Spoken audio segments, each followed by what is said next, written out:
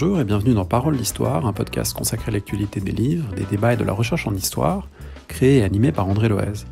Nous parlons aujourd'hui du spartakisme en Allemagne à la fin de la Première Guerre mondiale, une émission dont vous retrouvez toutes les références sur le site paroledhistoire.fr. Vous retrouverez également l'épisode qu'on vient de diffuser, hommage à Bertrand Tavernier et à son cinéma historique. Vous pouvez vous abonner à l'émission sur iTunes, Deezer, Spotify, etc. Nous retrouver également sur les réseaux sociaux, Twitter, Instagram, Facebook ou YouTube. Si l'émission vous plaît, un bouton PayPal vous permet de contribuer à ses frais d'hébergement internet. Merci et très bonne écoute. Bonjour Nicolas Offenstadt. Bonjour. Vous êtes maître de conférence à l'Université Paris 1, chercheur à l'Institut d'Histoire moderne et contemporaine, et vous venez de préfacer la réédition d'un livre de Gilbert Badia, Le Spartakisme, les dernières années de Rosa Luxembourg et Karl Liebknecht, aux éditions Otium. Alors c'est un livre qui est paru en 1967. Dites-nous pourquoi il vous paraît intéressant de le lire aujourd'hui. En fait, c'est un livre qui a plusieurs entrées ou à plusieurs niveaux. Évidemment, le premier intérêt, c'est le thème. L'histoire du spartakisme, donc cette opposition socialiste à la Grande Guerre, qui est mal connue en France, souvent, dans l'historiographie, et surtout dont on dispose de peu de travaux accessibles en français. Donc, une des justifications intellectuelles à la réédition du livre de Gilbert Badia, c'est d'abord de disposer en français d'un récit clair, d'une histoire du spartakisme, donc de cette opposition de gauche à la guerre. C'est déjà une justification en soi. Je dirais qu'il y a un deuxième intérêt, que j'ai un peu découvert d'ailleurs en travaillant la préface, c'est le personnage même de l'auteur quand on s'intéresse à l'historiographie. Parce que Gilbert Badia, c'est un nom sur lequel tombent souvent les germanistes, les historiens, ceux qui s'intéressent à l'histoire du XXe siècle, ceux qui s'intéressent aux deux guerres mondiales, et finalement qui est un personnage un peu méconnu, parce qu'on le renvoie souvent à l'historien militant des années 60-70, le stalinien un peu éternel, et c'est un personnage beaucoup plus complexe et très intéressant. Alors ça, on va en reparler de cette figure parce qu'elle est importante aussi en tant que traducteur. Et donc l'auteur de ce livre sur le spartakisme, c'est pas son seul d'ailleurs sur le spartakisme. Ça s'inscrit dans des préoccupations qui étaient les siennes. Et ce livre-là, il a aussi un intérêt en tant qu'étape historiographique sans doute. Oui, absolument, parce qu'en fait, Gilbert Badia, c'est un véritable spécialiste du spartakisme et de l'histoire de la gauche allemande. Il a fait une thèse énorme qui est toujours irremplacée en français sur Rosa Luxembourg, publiée en 1975, une thèse très complète avec beaucoup de documentation, avec aussi beaucoup d'intelligence historique, bien sûr dans le contexte des années 70. Et donc ce livre, ça s'inscrit dans toute une œuvre de passeur entre l'histoire allemande, notamment l'histoire de la gauche allemande, et la France, et notamment la France militante de ces années-là.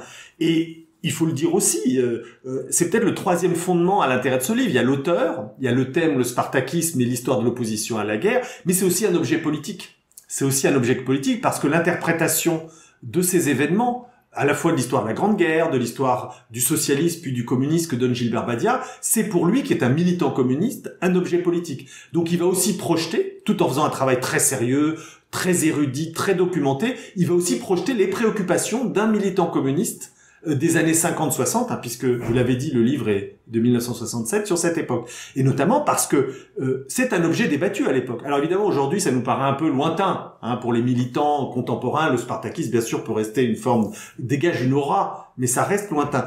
Dans les années d'écriture du livre, donc dans les années 50, 60, et ensuite dans sa réception dans les années 70, c'est un objet encore très chaud. Et donc ça, c'est aussi un élément qui le justifie. Donc d'une certaine manière, ce livre en lui-même est un objet politique. Pour le comprendre, il faut sans doute évoquer cette figure de Gilbert Badia que vous avez brossée dans cette préface, qui était pas très bien connue. Il existe des biographies, notamment sur le site Métron en ligne, mais qui étaient incomplètes, partielles. Avec un travail d'archives aussi, vous avez pu compléter certains éléments. Qu'est-ce qu'on peut dire d'abord de sa formation? Il devient historien, mais c'est pas la seule dimension de son parcours biographique. Alors, il a beaucoup d'aspects. Et en fait, Gilbert Badia mériterait une thèse universitaire, avec d'abord à la richesse documentaire qui l'entoure, et avec l'intérêt intellectuel de cette figure du XXe siècle. D'abord, peut-être sa caractéristique qui est intéressante, c'est que c'est un des rares professeurs d'université qui est d'origine ouvrière et d'origine immigrée. Il est enfant d'ouvriers et d'immigrés espagnols, donc c'est déjà une ascension tout à fait exceptionnelle qui est passée par le biais de l'allemand, puisqu'il est devenu agrégé d'allemand et professeur d'allemand dans le secondaire puis dans le supérieur. On va préciser, il est né en 1916. Donc une carrière de germaniste, une carrière aussi d'historien, puisque dans dans ce monde de la germanistique, il s'est évidemment plutôt spécialisé sur la civilisation, avec ensuite il y a des rapports de force internes, mais c'est pas l'objet. En tous les cas, c'est à la fois un historien et un germaniste, et quelqu'un issu d'un milieu donc extrêmement modeste. Et enfin, caractéristique, c'est que dès avant la Seconde Guerre mondiale, c'est un militant communiste. Il adhère au parti, notamment par le biais de sa femme, qui joue un rôle très important, qui est une militante et qui est aussi très forte dans leur relation. Et du coup, il a aussi cet aspect d'homme de parti, de militant. Et pourquoi il est encore intéressant, Gilbert Badia, outre ses caractéristiques, c'est que c'est véritablement un passeur. C'est quelqu'un qui a connu d'abord l'Allemagne nazie, puisqu'il a été enseigné à cette époque-là. Il a rapporté un témoignage de jeunes hommes qui étaient alors peu politisés, mais il était déjà très curieux et à l'écoute. Donc il a été en quelque sorte au contact du nazisme directement. Il a même vu ses principaux dirigeants lors de différentes circonstances qu'il raconte. Et puis ensuite, et ça joue un rôle dans son travail d'historien, il a été en contact avec la RDA communiste, dont il a été en quelque sorte un des grands passeurs en France à travers son œuvre et à travers aussi tout un ensemble de biais de diplomatie parallèle, on pourrait dire, autour du PC. Alors ce lien avec l'Allemagne, un lien très riche évidemment, rend la personne particulièrement bien documentée et aussi finalement très très ouverte à ce jeu à deux nations. Et pour tout vous dire, c'est aussi quelque chose de très important, son parcours, parce qu'étant en quelque sorte persona grata en Allemagne de l'Est, il avait accès à toute la documentation qui était conservée dans les fonds d'archives de la RDA, et c'était évidemment très important sur l'histoire de la gauche allemande, parce qu'il avait accès non seulement aux archives de Berlin, mais du coup, par Berlin, aux archives de Moscou. Donc sa documentation est aussi très liée à son engagement dans le siècle. Du jeune militant communiste avant la guerre au spécialiste de la RDA après la guerre, entre les deux, il y a un passage qui est très important aussi, c'est la résistance, et là aussi, ses capacités linguistiques vont lui servir, et ça joue un rôle particulier dans son parcours. Oui, d'abord, c'est un véritable résistant, c'est quelqu'un qui va jouer un rôle important, il a des responsabilités dans la résistance communiste qui sont tout à fait significatives, et il va notamment agir dans ce qu'on appelle le travail allemand, c'est-à-dire d'essayer en quelque sorte de faire de la propagande et de la diversion à l'intérieur des troupes d'occupation. Donc c'est un travail très dangereux puisqu'on est au contact direct de l'ennemi. Et évidemment, il faut quand même des gens qui soient capables de leur parler, pour certains en allemand. Donc du coup, là, Gilbert Badia avait des compétences tout à fait importantes. Il a eu une grande responsabilité dans ce travail allemand. Et ça a joué aussi un rôle, d'ailleurs, sans doute, parce que il y a tout un pan de son œuvre qui est tout à fait passionnant et qui est d'ailleurs pas oublié puisque c'est encore utilisé. Il a travaillé sur les exilés antifascistes. C'est un de ceux qui a recueilli des sources, qui a organisé des travaux collectifs sur l'exil antifasciste allemand principalement, en France en particulier. Il y a un très beau recueil de textes qui a été publié à La Découverte. Il a organisé des colloques. Donc un de ses gros chantiers, en dehors du spartakisme et de l'histoire de la Grande Guerre, c'est cet exil. Sur tous ces communistes ou ces antifascistes exilés, leur destin et comment ils ont été accueillis. Donc vous voyez, il a aussi été fidèle en quelque sorte à ce qu'il avait été lui-même pendant la guerre, en donnant la parole et en voulant lui-même sauver la parole de tous ces exilés qui avaient eu ensuite des destins variés. Et c'est un pan de son œuvre qui est évidemment très important en termes de publication aussi. On va revenir sur ce rapport à la RDA. Avant, je voulais vous demander ce que sa trajectoire nous dit aussi de la position institutionnelle d'un historien et intellectuel communiste dans les années 1950 aux années 1980, qui sont ces années principales d'activité historienne. Il est d'un côté intellectuel communiste avec, il écrit des articles dans la presse communiste, il a une place dans l'institution, et puis il a aussi une place universitaire, mais qui est pas tout à fait centrale non plus. Donc c'est quoi la position de ce type de personnage? Alors c'est intéressant parce que d'abord, j'ai recueilli un certain nombre de témoignages pour faire la préface. On sent quand même qu'il y avait beaucoup de réticences. Donc il faut pas non plus trop lisser une carrière qui est certes réussie puisqu'il devient professeur d'université, mais il y a beaucoup de prévention. Il y a beaucoup de prévention évidemment contre un communiste, sans doute aussi peut-être pour ses origines modestes. Enfin, troisième type de prévention qu'il pouvait susciter, c'était évidemment pour les germanistes de travailler plutôt sur des aspects historiques et non pas sur la langue elle-même, sur la grammaire, sur ce qui pouvait faire le cœur de la germanistique, et notamment beaucoup étaient des germanistes et des conservateurs, donc ça pouvait nouer ensemble tout un ensemble d'éléments qui faisaient que Badia n'était pas toujours central, évidemment, dans la discipline, c'est peu de le dire. Ceci dit, il a bénéficié quand même de cet après 68, puisqu'il a fait sa carrière universitaire à l'université de Vincennes, futur Saint-Denis, Paris 8, et donc du coup qui était quand même un lieu de brassage et d'ouverture, et ça sans aucun doute facilité, hein, il faisait partie de ces figures communistes de Vincennes, et donc du coup c'est aussi un monde particulier, hein, ces années 60-70, où il a pu bénéficier de cette, comment dirais-je, de cette ambiance intellectuelle particulière de Vincennes. Enfin, il y a aussi un élément, et peut-être que vous l'avez lu dans son écriture ou senti, on sent qu'il y a quand même une certaine ouverture d'esprit. C'est-à-dire que la manière dont il discute, y compris ses adversaires politiques, hein, on sent bien qu'évidemment il peut avoir peu de sympathie pour les trotskistes ou pour d'autres types, mais il a une manière de les discuter qui donne quand même aux adversaires intellectuels ou à ceux qui n'ont pas la même thèse une consistance.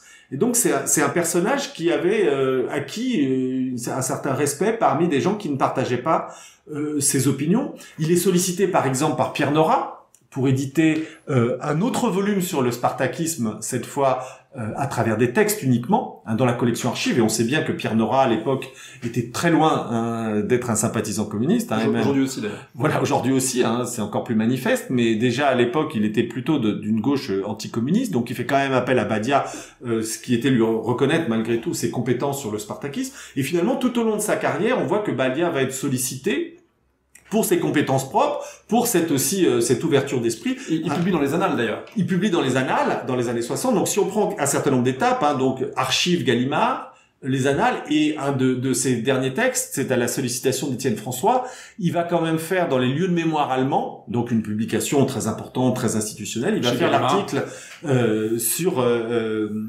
Rosa Luxembourg. Hein, donc du coup, vous le voyez, il a quand même réussi, au-delà de ses engagements qui toujours étaient très nets, hein, c'est quelqu'un qui évidemment, mais il y avait sans doute à la fois cette vraie compétence documentaire et intellectuelle, et aussi une capacité de discussion qui a été reconnue par ses interlocuteurs, même en dehors de son champ ou de la galaxie communiste ou même de gauche. Alors vous avez parlé d'engagement net, une des questions évidemment qu'on se pose quand on pense à un intellectuel porte-parole en quelque sorte en France de la RDA, d'une histoire est-allemande, c'est la proximité avec le régime, voire la compromission avec le régime. Alors c'est une question que vous vous êtes posée pour écrire cette préface. Qu'est-ce qu'on peut dire du coup des rapports éventuels de Badia avec les organes de sécurité est-allemands, avec également voilà l'histoire officielle telle qu'elle pouvait s'écrire en Allemagne de l'Est? Alors c'est une bonne question. D'une certaine manière, il a même été quasiment un passeur officiel de la RDA, puisqu'il a publié un petit livre, édité par la RDA, en partie financé par la RDA, sur la RDA, et qui la présente évidemment de manière plutôt favorable, même si c'est toujours avec une certaine intelligence. C'est ça qui est assez frappant, c'est que même quand c'est une œuvre qui a une dimension de propagande évidente, il y a une manière de discuter qui est cette patte de Badia, qui est d'abord d'y mettre une certaine intelligence analytique, et d'autre part d'essayer quand même d'intégrer une forme quand même de contradiction, même si elle est extrêmement légère évidemment et difficile à cerner dans ce cas-là.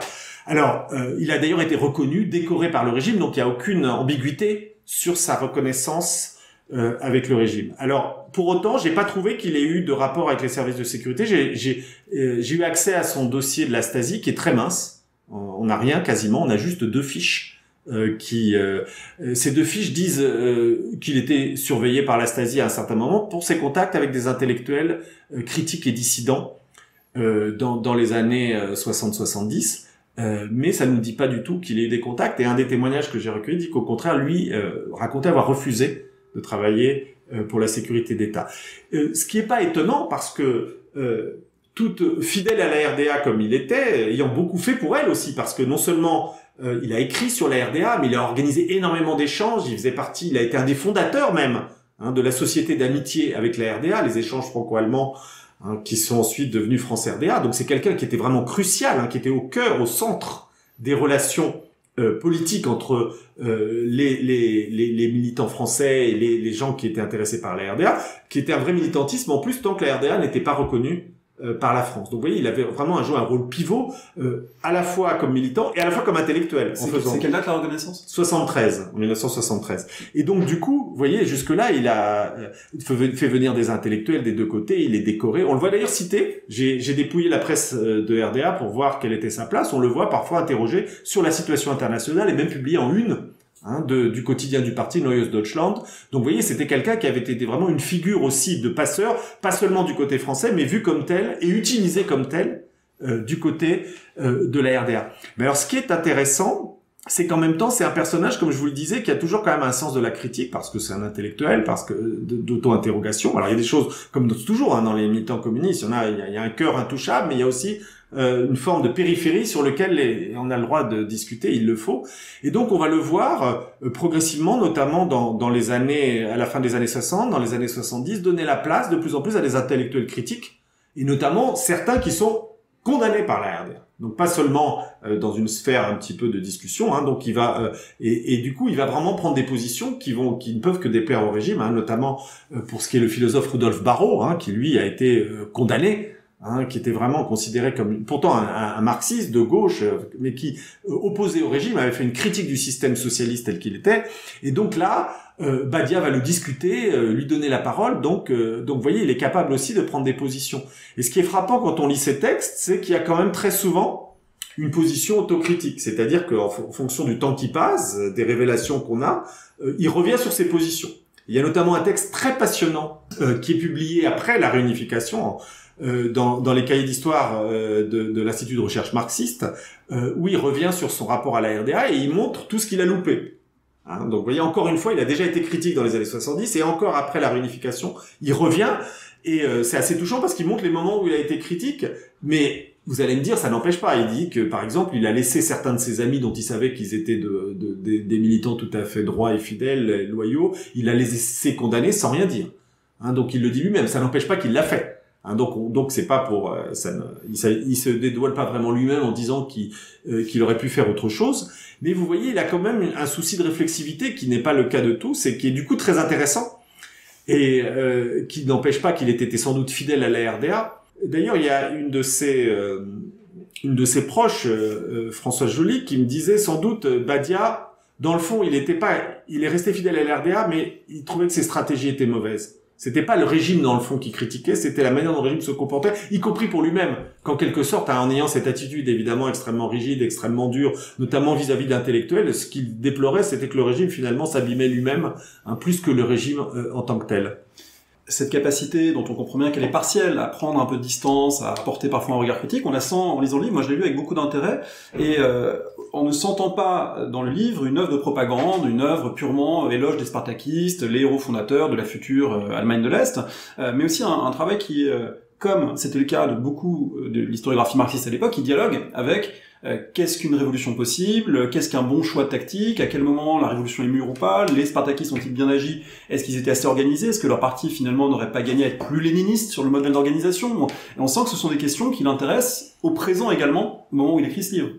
Oui, bien sûr, vous avez tout à fait raison. C'est pour ça que c'est un livre passionnant qui a plusieurs échelles, c'est que c'est aussi un livre des années 60. Donc, inutile de rappeler longuement le bouillonnement intellectuel des années étudiants, des années gauchistes, on les appellera comme on voulait, des années 68, des années mai 68. Bref, c'est un livre qui arrive en plein. Hein, il est publié en 67, l'archive est publiée quasiment au même moment. Donc du coup, hein, c'est à un moment donné où partout dans le monde, hein, c'est vraiment les années 68, on se saisit de ces militants, de ces révolutionnaires du passé pour réfléchir au présent. Donc Badia, quand il écrit, évidemment, il a en tête, il est historien, il est germaniste, mais il est aussi militant. Et il est aussi militant dans un moment où le PC a des concurrences très fortes, qui sont celles des gauchistes, qui s'approprient tout un ensemble de positions et de textes des spartakistes ou de Rosa Luxembourg. Donc il faut imaginer ce contexte extrêmement effervescent autour de ces textes. Il y a des éditions de textes, il y a des débats en France, en Allemagne. C'est une icône, Rosa Luxembourg. Donc du coup, quand il écrit, effectivement, il écrit pas uniquement en historien, il écrit pas uniquement en amoureux de l'Allemagne et de ses intellectuels, il écrit pas simplement pour parler des spartakistes, mais il écrit aussi effectivement par rapport au contexte, comme toujours. Mais là, c'est particulièrement marqué vu le sujet. Et notamment, il y a parmi les débats qui sont finalement permanents, mais particulièrement amples, et là où on sent que sa position quand même, elle est très marquée politiquement à mon sens, c'est la question du rôle du parti dans la Révolution. Là, c'est très net parce qu'évidemment, dans tous les courants gauchistes des années 60, il y a énormément d'autres positions que celle d'un parti qui serait l'avant-garde de la classe ouvrière ou qui serait centrale dans le processus révolutionnaire. Il y a les positions qui vont mettre en valeur les conseils, donc une forme de démocratie de base, une démocratie par la base. Il y a ceux qui vont faire ce qu'on appelle la spontanéité des masses, hein. C'est-à-dire que les masses elles-mêmes sont porteuses de la révolution et que le parti n'est finalement qu'un guide ou qu'une orientation. Alors, auquel on donnera une place différente selon sa position politique. Mais il y a plein d'autres orientations pour faire la révolution. Celle des masses, celle des conseils. Et donc, dans ce débat-là, on voit bien que Badia, il y a l'idée que, finalement, ce qui a quand même manqué aux spartakistes et ce qui a manqué à la révolution allemande de 1918, c'est un parti qui les guide, effectivement, sur le mode de ce que sera ou voudra être le Parti communiste plus tard. Donc, il faut quand même lire en filigrane son livre, avec ce débat du rôle du parti, qui est en plus, en quelque sorte, remis en cause dans les années 60, évidemment, et qu'il sera encore après livre avec mai 68, avec Prague, mais qu'il a déjà été aussi, évidemment, avec son rôle pour les pays de l'Est. Je veux dire, il y a déjà eu 56 avant 68. Bref, dans ce débat-là, vous voyez, c'est un débat à deux temps. C'est d'abord le débat conceptuel, théorique, sur quelle est la place du parti dans la révolution, et et on le voit très très bien dans toute la littérature communiste orthodoxe allemande, il raconte toujours l'histoire allemande, et notamment l'histoire de la révolution, en disant il a manqué une élite éclairée, et cette élite éclairée, quelles que soient les formulations, c'est un parti sur un mode bolchevisé qui a manqué. Et ça, dans la littérature de RDA, c'est très frappant. Donc ça, c'est le premier arrière-plan. Et le deuxième arrière-plan, c'est le rôle du parti au moment où Badia écrit, au moment où il parle, avec toutes les contestations qui arrivent de partout, contestations internes, je dirais, à l'Occident, mais aussi, évidemment, mise en cause de plus en plus forte, surtout après Prague, encore chez les intellectuels, du fonctionnement des partis, puisque c'est eux qui gouvernent le bloc de l'Est. Avec également les modèles cubains, les modèles chinois, qui viennent encore compliquer et proposer des alternatives, et du coup, tout ça fait partie de l'ambiance intellectuelle. Alors, sans doute que pour comprendre aussi l'intérêt de ce livre, au moment où il est écrit, il faut revenir sur quelque chose qui n'est plus tellement une question brûlante aujourd'hui pour les historiens notamment de 14-18, mais qui l'a été à la fois côté 14-18 et côté histoire de la gauche et la gauche communiste, c'était ce qu'on appelait la trahison de la social-démocratie, c'est-à-dire que le spartakisme, il faut le rappeler, il naît de ce moment rétrospectivement étonnant de 1914, ou en tout cas qui a été véritablement un choc pour beaucoup de gens en 1914, c'est que les sociodémocrates allemands comme les socialistes français, dans leur immense majorité, en tout cas leurs dirigeants, se rallient à l'Union sacrée, se rallient à la guerre, et le spartakisme naît comme un refus de cette position. Donc là, il faut sans doute dire aussi que c'était une question qui continuait de travailler l'historiographie, comment on explique la trahison de la social-démocratie, et pourquoi est-ce que a émergé un courant ensuite qui a contesté et qui a remis en cause cette trahison. C'est absolument en fait fondamental cette histoire, c'est-à-dire le 4 août 14, date symbolique du vote des crédits de guerre pour l'Allemagne. En fait, c'est fondateur non seulement effectivement de débats historiographiques sur lesquels je vais revenir, mais aussi de l'histoire allemande, parce que cette idée que la gauche du parti socialiste, la social-démocratie, puis les communistes vont porter, ça c'est quelque chose qui est fondateur même jusqu'aux années 90, c'est que les socialistes sont des traîtres. Et ce sont des doubles traîtres en Allemagne. Ce sont les traîtres de 14 qui ont trahi la classe ouvrière, mais ce sont les traîtres de 18, c'est-à-dire de ceux qui, au moment de la Révolution, ont freiné le cours des choses, et les traîtres, évidemment, de 19, en faisant assassiner les leaders spartakistes. Et donc, du coup, ce terme de trahison, Verrat en allemand, on va le trouver dans toute la littérature communiste, dans toute la littérature de gauche. C'est un moment absolument fondateur. Il est fondateur sur le moment même, puisque un certain nombre des socialistes de gauche, dont les futurs spartakistes, c'est-à-dire Rosa Luxemburg, Karl Liebknecht, Franz Mehring, Clara Zetkin et d'autres encore, vont dire non, en quelque sorte. À un moment, on dit ce n'est pas le rôle d'un parti révolutionnaire que d'accepter une guerre impérialiste. Donc je vais revenir sur ce moment-là, mais cet aspect-là, ce nom, il va être intégré dans l'histoire ensuite du parti du KPD, et il va jouer un rôle fondamental. Voilà, et évidemment, il va jouer un rôle fondamental aussi dans la division des gauches face à Hitler, parce que face à cette double trahison, évidemment, comment recoller les morceaux, même devant le danger fasciste? Il y avait un tel passif entre socialistes et communistes, la double trahison de 14 et de 18-19, c'est quelque chose qui va durer. Et d'ailleurs, même encore dans l'histoire du bloc de l'Est, dans les différentes manigances des opérations des partis communistes vis-à-vis des socialistes, notamment les absorptions des années 46-48, il va encore y être question de dire qui sont ces gens-là. Ce sont les traîtres. Ça reste les traîtres de 14 et de 18-19. Donc cette affaire de la division de la gauche, en réalité c'est pas une division. L'essentiel, vous l'avez dit, de la gauche se rallie à l'Union sacrée, et un petit groupe de résistants, entre guillemets, mais qui résiste de fait au courant dominant, va dire non à la guerre. Un petit groupe qui reçoit ensuite le relais, évidemment, des bolcheviks et donc de la force dominante du communisme mondial. Donc le paradoxe, il est là, évidemment.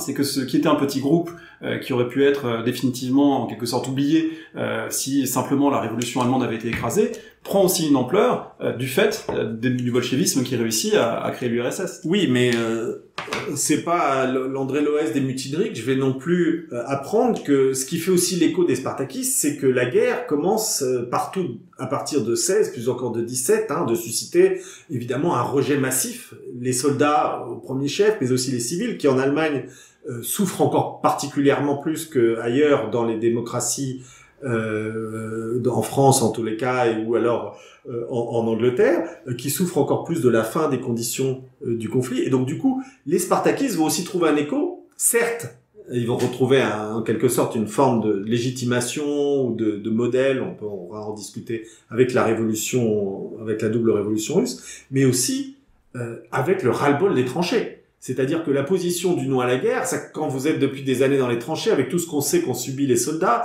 avec ces offensives qui paraissent de plus en plus inutiles, qu'on ne comprend pas, avec l'oppression évidemment aussi d'une caste d'officiers qui en Allemagne a été particulièrement suffisante et distante des soldats. Donc tous ces aspects connus de la Grande Guerre, du rejet de la guerre, des résistances à la guerre qui se développent au fur et à mesure où elle dure, ça donne aussi un écho à ce petit groupe, parce que du coup, alors je sais pas, on a des textes qui disent c'est difficile à mesurer, mais que Karl Liebknecht avait une popularité incroyable parmi les soldats du front. Et c'est bien compréhensible, On pense en France, il y a un équivalent. Je pensais en lisant parfois Badia au discours de Pierre Brison, dont Jean-Louis Robert et d'autres ont édité les lettres qu'il avait reçues après son grand discours contre la guerre. Les soldats, finalement, ils entendent une voix qui disent enfin, une voix qui porte, qui dit ceux qui sont en train de vivre dans les tranchées. Et donc, c'est cette voix de Liebknecht. Et donc du coup, c'est aussi un élément, je pense, qui explique que ce petit groupe, comme vous dites, ait un écho qui dépasse les révolutionnaires. On a parlé de Karl Liebknecht, il faut sans doute le présenter de manière un peu plus forte, parce que le nom de Rosa Luxembourg, sans doute aujourd'hui, est plus connu, plus couramment valorisé, y compris dans cette mémoire de gauche des révolutionnaires, que celui de Karl Liebknecht. C'était un personnage tout à fait singulier et saisissant, notamment parce qu'il est le premier en Allemagne à refuser de voter les crédits de guerre au Reichstag. Tout le monde se lève pour voter, lui reste assis, et c'est une position qui lui vaut d'ailleurs évidemment des déboires policiers et judiciaires. Il est d'ailleurs mobilisé à l'époque, donc c'est évidemment une position d'autant plus compliquée en tant que soldat et député. C'est une figure tout à fait marquante, Karl Liebknecht. Oui, c'est une figure marquante, d'ailleurs avec des parallèles avec Rosa Luxembourg. Je dirais, sans être trop long, d'abord il partage avec elle la double caractéristique d'être un intellectuel et un militant. C'est-à-dire que c'est pas simplement des théoriciens c'est aussi des gens qui sont sur le terrain. Et à l'intérieur de la social-démocratie, Karl Liebknecht est un de ceux qui disent il faut aller dans les casernes, il faut militer, il faut aller sur le terrain, qui ont une véritable lutte antimilitariste et anti-impérialiste de terrain. Troisième caractéristique aussi, ce sont des gens qui sont très intransigeants sur l'interprétation révolutionnaire du socialisme. Donc du coup, ce double caractère, à la fois d'être un intellectuel, un militant et quelqu'un d'intransigeant, ça produit effectivement des personnalités particulièrement fortes. Sur ce point, c'est intéressant de voir que Karl Liebknecht, d'ailleurs, lorsqu'il est mis en accusation par les membres de son parti qui a voté les crédits de guerre, il dit qu'en fait c'est lui qui est fidèle aux résolutions internationales, au statut du parti. Donc il y a aussi à la fois cette intransigeance, mais ce loyalisme en quelque sorte, ou cette volonté d'être fidèle et de dire ce sont les autres qui trahissent. Oui, et ça, je pense que c'est une conviction profonde de beaucoup de ces Spartakistes, c'est-à-dire l'idée, il faut se rappeler ce que c'était que les congrès socialistes internationaux avant 1914. On discutait des meilleures solutions contre la guerre, et il n'était pas question de laisser la guerre se développer. Alors, certes, beaucoup pouvaient accepter l'idée d'une guerre défensive, mais on était quand même l'idée de dire qu'à un moment donné, l'international serait active, en tous les cas, contre la guerre si elle se déclenchait. Et ça, évidemment, c'est pas ce qui s'est passé, cette union sacrée étonnante en France, en Allemagne comme ailleurs. Et du coup, effectivement, on peut considérer à l'aune des débats antérieurs à 1914 qu'il y a une vraie logique à considérer que ceux qui ont été fidèles, c'est ceux qui ont voulu lutter contre la guerre jusqu'au dernier moment et qui n'ont pas été tout d'un coup. Pourquoi se rallier à un impérialisme et à un militarisme qu'on a cessé de combattre et de dénoncer, et une guerre qu'on ne peut interpréter d'ailleurs pour les Spartakistes que comme une guerre impérialiste. Et donc là, évidemment, le prolétariat n'a rien à voir à faire avec ce qu'on avait critiqué et dénoncé pendant tant d'années. D'ailleurs, le travail antimilitariste de l'aile gauche de la social-démocratie, et même de la social-démocratie d'ailleurs, dans son ensemble, était quand même très fort. Il s'agissait de dénoncer le poids de l'armée, il s'agissait de dénoncer l'oppression à l'intérieur même de la caserne. Donc tous ces combats-là, évidemment, il y avait une ligne directe quand même avec ce qui se passe en 1914. Ces idées d'opposition à la guerre, elles sont malgré tout largement étouffées en 1914, en 1915, en 1916. que le spartakisme apparaît en tant que tel, avec le nom Spartacus, qui est d'ailleurs d'abord orthographié avec un C, Spartacus, puis avec un K, les lettres de Spartacus qui commencent à être publiées, à être diffusées, donc ce qui devient le Spartakisme, ça a très peu de temps d'existence d'ailleurs, en 1916-1919, c'est au milieu de la guerre que commence à s'organiser, d'abord à l'intérieur du Parti Socialiste, puis à l'extérieur de ce Parti Socialiste, un courant, un mouvement, un journal aussi, ou en tout cas plusieurs publications animées par Liebknecht et Luxembourg. Oui, alors, il faut imaginer, alors là, c'est là que je trouve que le livre de Badia est super à lire aussi, c'est des conditions de clandestinité ou de semi-clandestinité et de contraintes permanentes. Parce que, on le sait bien, je veux dire, être un opposant à la guerre en 14-18, surtout dans les premiers temps, c'est quelque chose qui a un coût social extrêmement fort. C'est très difficile d'être contre la guerre. Et surtout, pourquoi ? D'abord parce qu'il y a la censure, parce que l'expression n'est pas libre. Ensuite parce qu'il y a une pression sociale globale, une pression politique. Donc tout ça demande évidemment une organisation. Et puis qu'on peut être arrêté pour différents motifs qui sont liés à l'état de guerre, à la proclamation de l'état de siège, etc. Rosa Luxembourg passe la quasi-totalité de la guerre en prison. Oui, et Liebknecht aussi est emprisonné. D'ailleurs, après un meeting contre la guerre assez extraordinaire, un 1er mai sur la Potsdamer-Platz. Donc du coup, on est dans une circonstance où ce militantisme-là est extrêmement à un coût très fort, d'autant que en plus les militants sont mobilisés. Donc du coup, on est très difficile. C'est très difficile à structurer comme militantisme. On le voit, hein, on a des conditions de clandestinité, on a des conditions. Il faut trouver des alliés, il faut trouver des appuis dans les différentes villes d'Allemagne. Il faut faire face aussi à différents soldats qui partent mobilisés. Bref, ces luttes contre la guerre sont extrêmement compliquées. Et d'ailleurs, on voit qu'il faut une force militante tout à fait exceptionnelle pour structurer tout cela, avec des publications, comme vous dites, qui sont parfois interdites, qui disparaissent après 1 ou 2 numéros et qu'on va relancer à un autre moment. Et en fait, le vrai moment de rupture, sur lequel peut-être on aura l'occasion de revenir, c'est le moment où la révolution éclate à partir de novembre 1918. Mais jusque-là, on est quand même dans des conditions qui sont extrêmement difficiles d'expression.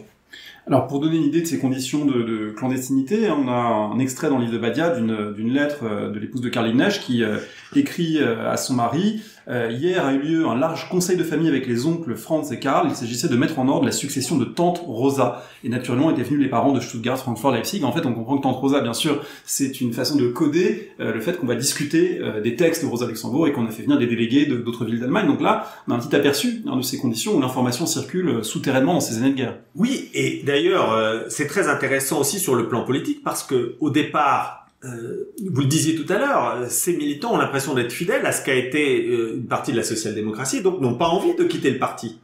Donc il y a aussi des vrais débats politiques internes sur quelle est la bonne stratégie à mener pour lutter contre la guerre impérialiste tout en étant fidèles au parti. Et beaucoup de ces spartakistes n'ont aucune envie de quitter la social-démocratie. Il faut lutter d'abord dans le parti. Ce n'est que à partir du moment où les clivages entre ceux qui sont de plus en plus gouvernementaux, de plus en plus du côté du pouvoir, et ceux qui dénoncent la guerre impérialiste deviennent de plus en plus difficiles. Et la première rupture, en fait, c'est pas les spartakistes qui l'amènent, hein, c'est une partie notamment de parlementaires de gauche, de l'aile gauche, qui vont former un parti socialiste indépendant en 1917, l'USPD, donc qui est un parti qui est à la gauche, mais qui finalement finit par être ceux qui ont été mis de côté à l'intérieur du parti, finissent par être quasiment exclus, ou en tous les cas on leur fait comprendre qu'ils ne sont plus trop désirés, eux-mêmes ont des positions différentes, et ces gens-là vont jouer un rôle très important, l'USPD. C'est aussi un peu une gauche oubliée, l'USPD, mais ce sont des gens qui se sont quand même opposés à la guerre, qui ont joué un rôle très fort, il n'y a pas que les spartakistes. J'y insiste et on y reviendra, il y a tout un ensemble de gauche qui progressivement structure une opposition à la voix majoritaire, à la voix d'union sacrée, au soutien au gouvernement et à la guerre, et qui vont donc qui fait qu'il y a une vraie vie politique à l'intérieur de la gauche allemande avec des positions extrêmement variées. Et d'ailleurs, à un moment donné, les spartakistes vont se rallier tout de suite à l'USPD parce qu'il faut bien un endroit pour militer. L'idée n'est pas de se couper des masses. Et certains spartakistes individuellement vont refuser.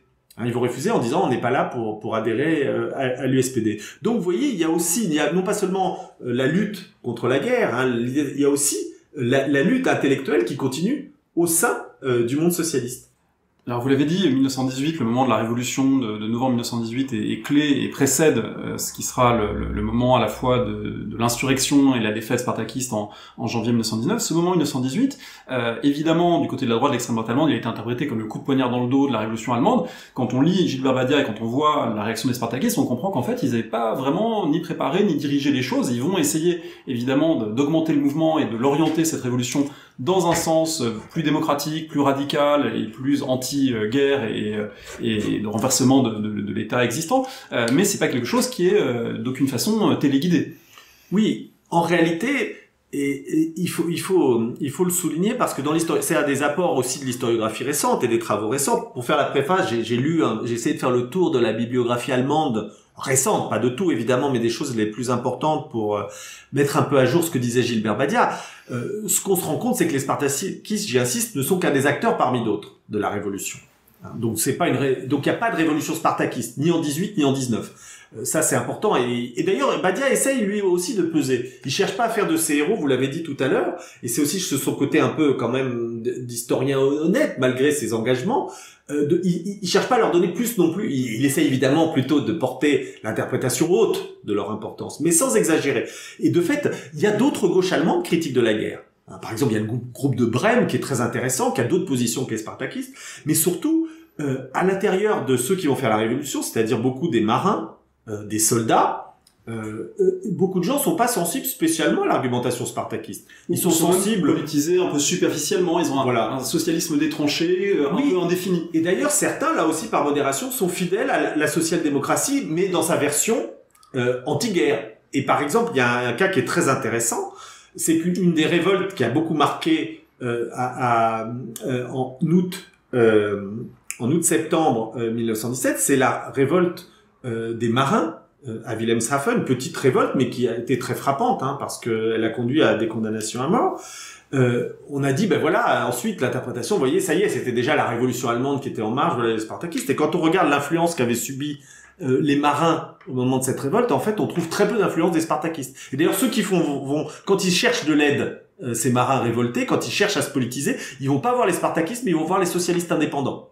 Donc, vous voyez, même parmi la classe ouvrière allemande, il y avait quand même l'idée que le parti social-démocrate, dans sa version light politiquement, qui à l'époque est la social-démocratie majoritaire, ou alors dans sa version plus hard, plus anti-guerre, qui est celle de l'USPD, c'est quand même là qu'on va. Donc, vous voyez, la révolution, en 17, c'est pas les spartakistes, quand il y a des mouvements qu'on peut qualifier en tous les cas de rebelles. Et en 18, c'est la même chose, La révolution, elle part pas des petites minorités révolutionnaires, en tous les cas pas partout, elle part de marins, certes, souvent des ouvriers, puisque les marins, à la différence des soldats, sont des gens qui sont souvent des ouvriers, parce que ce sont eux qui font marcher les machines, les bateaux, donc il y a un lien quand même avec les syndicats et avec les mouvements et les milieux révolutionnaires. Mais là aussi, quand on regarde, ce sont pas du tout des gens qui vont s'aligner sur des positions spartakistes. Ils vont d'ailleurs, le premier, c'est intéressant, mais la première revendication de la révolution allemande, à Kiel, c'est les 14 points des marins. Donc vous voyez, c'est une référence wilsonienne. Alors, du coup, c'est assez intéressant de voir que les spartakistes ne sont qu'un des acteurs de la révolution allemande parmi d'autres. Ils ont sans doute eu une influence diffuse parfois, plus claire. Et alors donc, ni en 17, ni en 18, et ni même en 19, on dit parfois c'est l'insurrection spartakiste qui aurait été la deuxième étape manquée de la révolution allemande. Donc, novembre 1918, on chasse l'empereur, on proclame la République, et on instaure progressivement une république parlementaire. Et puis, progressivement, la gauche continue à militer, certains veulent aller plus loin, donner plus de place au Conseil, et il y a donc une autre insurrection, il y a d'autres moments révolutionnaires, mais celle qui est souvent citée est celle de janvier 1919, et on voit souvent dans l'historiographie que c'est la révolution spartakiste, ou la surrection spartakiste. En fait, pas plus, les spartakistes, là encore, ne sont que des acteurs parmi d'autres, de mouvements qui sont ancrés dans les syndicats, dans d'autres groupes de gauche. Donc vous voyez, il faut aussi donner à l'histoire de ce groupe le fait qu'il soit auréolé à la fois des grandes figures de Liebknecht et Luxembourg, de leurs martyrs aussi, peut-être qu'on reviendra sur leur mort, fait qu'il faut pas non plus, peut-être Badia là forcément les met en avant, mais dans l'histoire aujourd'hui, dans l'historiographie, on voit que finalement ils ont un rôle relatif, qui sait pas le minimiser, mais de le mettre à sa juste place. Parmi les éléments qui ont pu être revisités par l'historiographie plus récente, on pourrait aussi évoquer les ennemis des spartakistes, ceux qui on attribue finalement leur fin tragique, la semaine sanglante, l'assassinat de Liebknecht-Luxembourg, et le fait que les socialistes majoritaires ont joué ce rôle de répression. Alors il est à la fois avéré, mais il est peut-être plus complexe que ce qu'en disait Gilbert Badia, qui parfois a l'air un peu de montrer que tout est calculé, téléguidé, que les socialistes majoritaires, c'est vraiment cette instance répressive face aux héros spartakistes. Là aussi, les positions sont peut-être parfois plus complexes. Oui, bien sûr. Il y a quand même un récit du coup, forcément. Il y a la légende noire du spartakisme qui serait les dangereux révolutionnaires qui auraient mis en péril la révolution allemande et les acquis et les libertés qui ont été gagnées en 18, 19 et dans les années qui suivent. Et puis, du coup, il y a aussi la légende noire telle qu'elle a été bâtie. C'est cette légende, effectivement, d'une trahison permanente du socialisme qui n'aurait jamais été finalement au service de la classe ouvrière telle qu'il le prétendait et qui, en réalité, servait des intérêts impérialistes et les carrières personnelles de ceux qui ont été les présidents, chanceliers et ministres. Voilà, Scheidemann, Ebert, Noske. Voilà. Alors, ce qui est quand même... donc effectivement, tous ces gens-là n'avaient pas comme seul intérêt, évidemment, que d'arrêter la révolution. Il y a quand même des choses qui sont avérées. Premièrement, c'est que la social-démocratie, dans son ensemble, a refusé, malgré tout, le modèle bolchevique et la révolution russe. Donc l'idée de passer à un stade révolutionnaire, quand même, était quelque chose, manifestement, que les social-démocrates, les sociodémocrates majoritaires ont voulu arrêter, hein, en 1918-1919. Et l'autre chose qui est quand même là, peut-être, le point quand même, qui reste un point très tendu, hein, c'est que il est clair quand même que, disons, les plus répressifs et ceux qui avaient le pouvoir de commander aux autorités militaires, qui aussi avaient quand même besoin de s'assurer une survie à travers les socialistes majoritaires, ont donné, en tous les cas, ont laissé la possibilité aux militaires d'assassiner Karl Liebknecht et Rosa Luxembourg. Hein, que aujourd'hui, l'état de l'historiographie, j'ai pas tout repris, mais il y a beaucoup de choses qui sont sorties récemment, montrent que Noske a laissé faire l'assassinat et qu'il a sans doute donné son autorisation, hein, aux militaires donc là, évidemment, on passe quand même à un stade supérieur et même plus encore. Il y a les choses s'enveniment après janvier. Il y a une grève générale qui tourne mal en mars 1919, avec encore là aussi des processus insurrectionnels de la gauche allemande. Alors cette fois, sont plus les spartakistes parce que le Parti communiste a été créé et s'est développé. Mais il y a en tous les cas une insurrection en mars.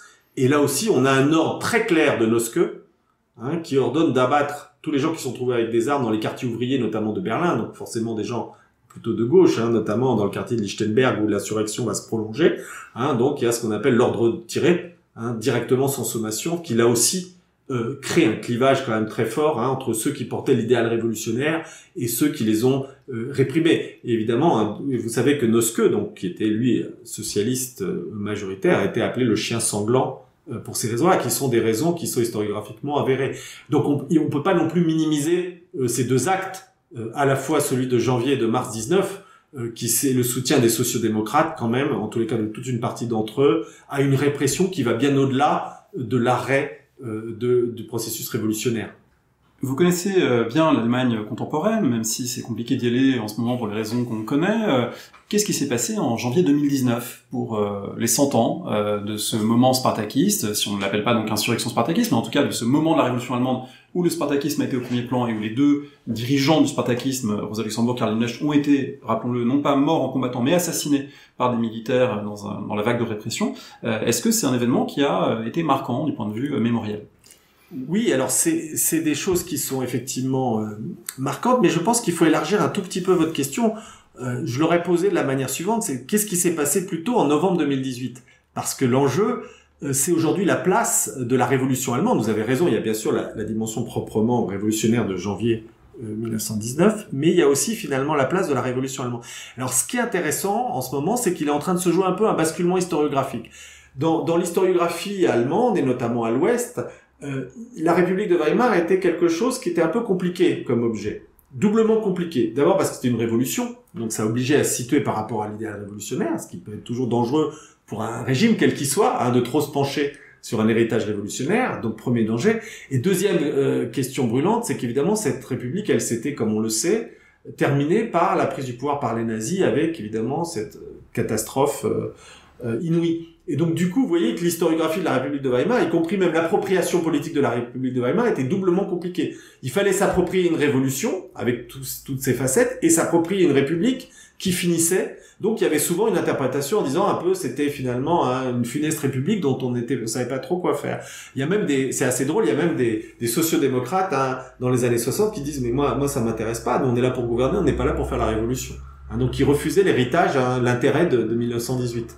Donc, et alors du coup, aujourd'hui, on voit une réhabilitation, en quelque sorte, à la fois dans l'espace public et j'ai un peu participé aux commémorations en Allemagne à ce moment-là, et j'étais frappé de voir de nombreux dirigeants se réapproprier la révolution allemande très différemment. Alors il y avait une double réappropriation. La première réappropriation de cette révolution allemande de 18, c'était de valoriser ses acquis. C'est-à-dire non plus regarder le côté en quelque sorte dramatique, c'est-à-dire la fin, mais de regarder plutôt le début et de voir le droit de vote aux femmes, le suffrage universel généralisé, les progrès sociaux qui ont été mis en place. Et donc du coup, on avait finalement une lecture de Weimar et de la Révolution qui était notre héritage contemporain. Et donc on a vu des expositions fleurir qui mettaient plus du tout simplement, c'était plus la funeste République de Weimar qui aboutissait à 33 et au suite évidemment, c'était cette République qui finalement en quelque sorte était, on pouvait en être fier, c'était un héritage évidemment qui avait été compliqué. C'était les promesses démocratiques. Voilà, exactement. Hein, les promesses démocratiques et donc et la réalisation puisque de fait ces promesses ont été des réalités pour tout un ensemble d'éléments et donc on voyait cet aspect. Le deuxième élément qui était très intéressant de réappropriation, c'était une forme de dépolitisation de l'idée de révolution. C'est-à-dire qu'on prenait l'idée de révolution, mais on la présentisait en disant ça va être la révolution écologique, ça va être la révolution démocratique, ça va être le vivre ensemble. Et donc on prenait cette idée, et là où ça m'avait frappé, moi j'étais à Kiel, au moment notamment, donc ce lieu où s'est déclenché la révolution en novembre 1918. À Kiel, c'était très intéressant parce qu'on avait les marins rouges qui étaient mis en photo ou en dessin avec des citoyens de Kiel, mais qui n'étaient pas du tout révolutionnaires au sens où on l'entendait, mais qui agissaient pour la ville. Par exemple, des gens pour l'intégration des migrants, pour une meilleure qualité de vie. Donc du coup, vous voyez, on assimilait la révolution à une forme simplement de transformation positive des modes de vie. Donc vous voyez, il y a eu un peu une forme en quelque sorte de dépolitisation de l'idée révolutionnaire en 2018-2019 en Allemagne pour en faire quelque chose, une forme d'héritage commun. Alors justement, comment le spartakisme, qui est plus compliqué sans doute à dépolitiser, comment il s'intègre là-dedans? Est-ce qu'il s'est passé en janvier 2019 des choses plus particulières?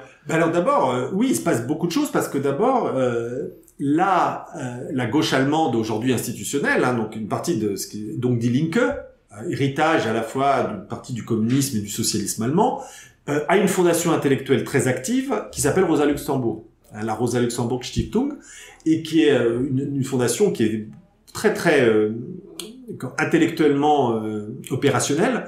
Et donc du coup, à partir de là, ça veut dire que déjà, l'anniversaire du spartakisme est déjà mis en scène dans la gauche allemande de manière énorme. Et comme il y a ce côté qui est quand même souvent frappant en Allemagne, c'est une grande valorisation de la culture, du travail intellectuel, etc. Il y a eu énormément de publications, de mise en valeur, etc., qui s'inscrivaient aussi dans la prolongation de la célébration berlinoise de la Révolution de novembre 18. Donc vous voyez, il y a déjà le fait, cette célébration, elle est déjà très forte parce que Die Linke et sa fondation continuent à en faire un héritage extrêmement vivant. Et du coup, Rosa Luxemburg, notamment, c'est son nom, mais évidemment, c'est le nom de la fondation, mais ça va bien au-delà, on va la valoriser sous des tas de formes, c'est-à-dire édition de texte, colloques, débats, actualisation, enjeu présent du spartakisme, enjeu présent de l'idéal révolutionnaire.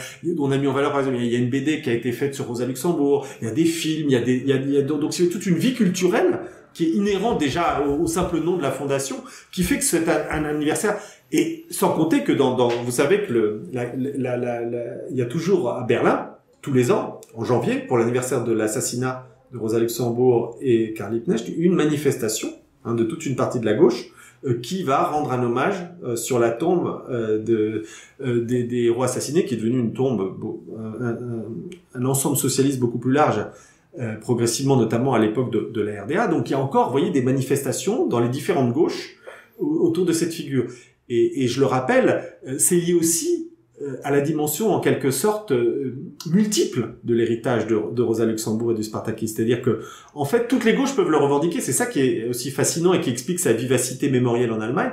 C'est que il y a le côté d'abord iconique, c'est-à-dire que c'est un peu comme Che Guevara. On peut porter une image de Rosa Luxemburg à peu près en défendant toutes les causes sympathiques de gauche positives, que ça peut être le féminisme, même si c'était pas le combat central de Rosa Luxemburg. Donc c'est une icône en quelque sorte un peu évidée, qui peut servir à toutes les engagements sympathiques, voire même pas les engagements du tout, simplement purement iconiques, esthétiques. On est un peu à la façon de Louise Michel en ce moment pour les 150 ans de la Commune d'ailleurs. Il y a sans doute des éléments comparables, on peut y avoir un pop art en quelque sorte, Rosa Luxemburg, mais qui n'est pas négligeable, qui fait partie aussi de cet héritage, il n'y a pas de raison de le sous-estimer non plus, mais surtout il y a cet héritage, c'est que les différents aspects de Rosa Luxemburg, on en a traité certains.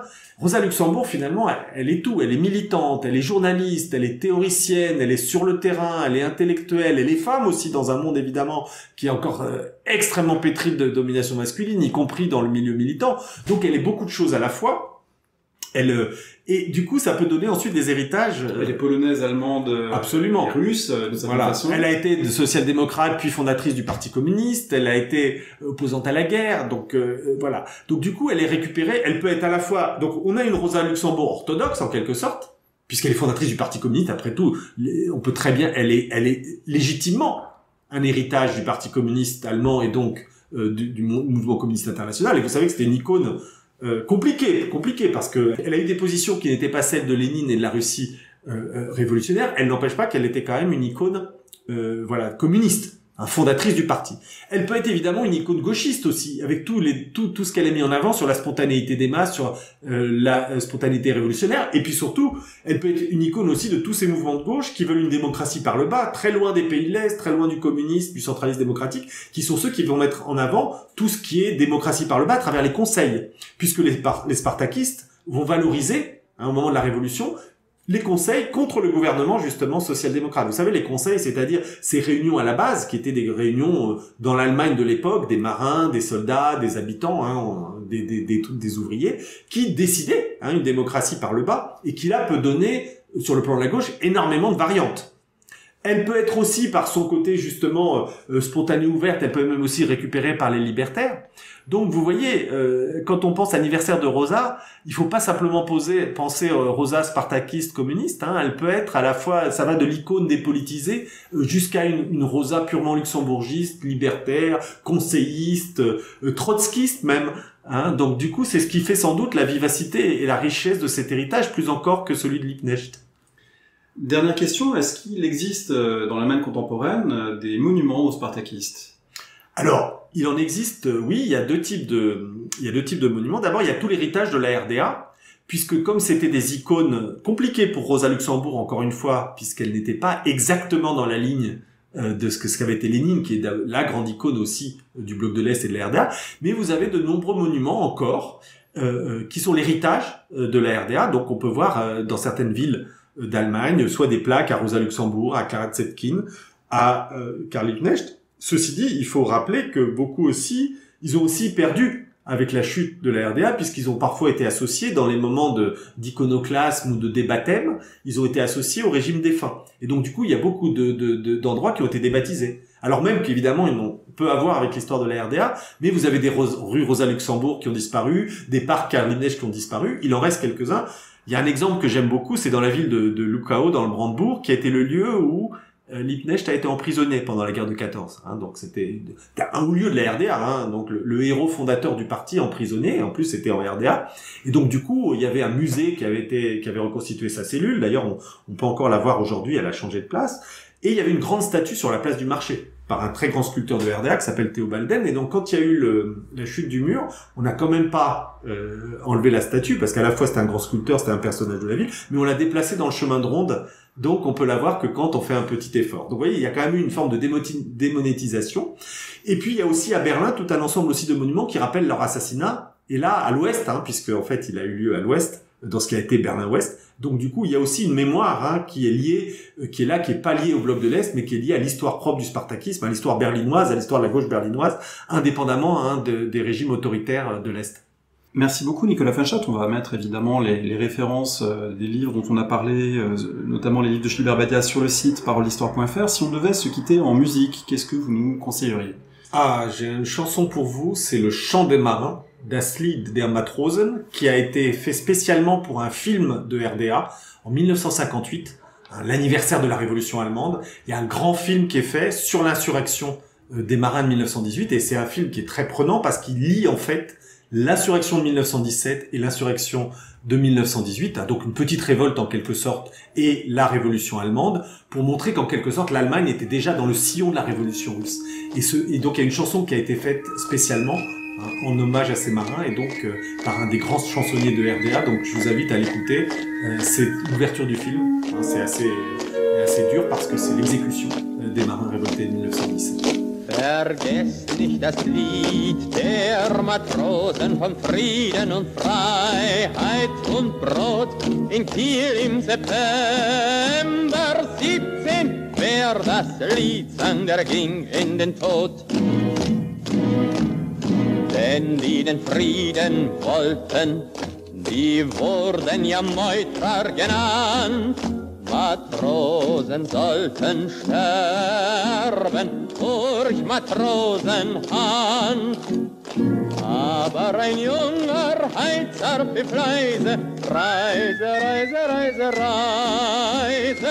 Brüder, seid bereit für unsere Stunde und unsere Zeit.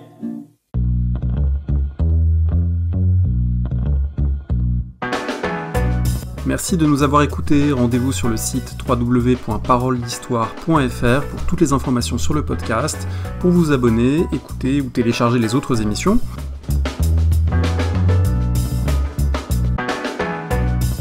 La discussion se poursuit aussi en ligne, notamment sur Twitter. Vous pouvez poser des questions @paroledist et à bientôt pour un prochain épisode.